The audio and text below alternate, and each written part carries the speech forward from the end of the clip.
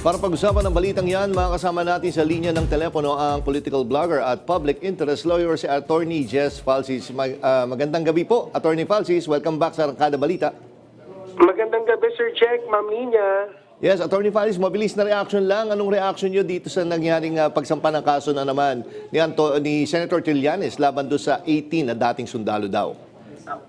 Well, di ba, matagal na nga parang hindi nagpapa-interview si Senator Trillanes. Matagal siya parang hindi naririnig o nakikita. Yun pala, may niluluto at yun, nag-file ng kaso. Kanina, gulatan na lang. So, I think tama naman yun na dapat kung meron siyang sa tingin hindi tama na sinasabi tungkol sa kanya, false accusation, sikasuhan niya kagad. Kasi wala na tayo sa panahon ng Duterte noon eh. Nang uso ang fake news, walang pumapalag. Ngayon, mas may freedom of speech na, pero kapag lumampas ka, may fake news, papalagan ka, kakasuhan ka. Oo. And Attorney Falcis, no, kasi nga yung sinasabi nga, nung humarap yata sila si NBI or DOJ, ginamit nila yung right to remain silent. Pero pagdating daw sa, tawag dito sa, kumbaga mga press con, maraming sinasabi. Anong masasabi mo? At saka may nakita ka bang credibility pa dito sa 18 na so-called Marines na ito?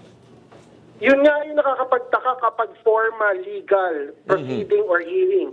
Hindi naman sila iniimbestigahan. Tinatanong lang din sila doon sa kanilang salaysay kung consistent ba at makita kung credible yung kanilang salaysay. Parang sila, nagka-clam up, nag-i-invoke ng mga rights, ayaw pumirma sa affidavit, kahit NBI na mismo yung nagtanong sa kanila at prinoseso sila sa NBI yung mga tanong at sagot, sinulat lang naman ng NBI. Ayaw pirmahan nung 12 or ilan or karamihan doon sa 18 Marines. Sa credibility naman, ito kay Senator Trillanes kasi specifically, pabago-bago sila ng kwento. Let's focus on one thing lang kay Senator Trillanes. Sabi, nakikipag-meeting daw siya with Zaldico and Martin Romualdez.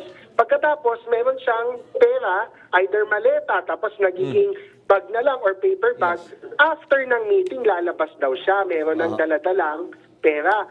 Sabi ni Trillanes, kaya siya nagkaso kasi recently sa mga interview, ang sinabi na ng 18 Marines sa interview, pumupunta daw sila sa bahay ni Trillanes at nagdadala ng maleta. So, malayong-malayo yung kwento. Meron ba siyang pera after meeting? Or dinadalan siya ng pera sa bahay niya? Iba yung kwento eh. Oo nga po. Nako, sige po, maraming salamat, Attorney Falcis, sa inyong oras dito sa Arangkada Balita.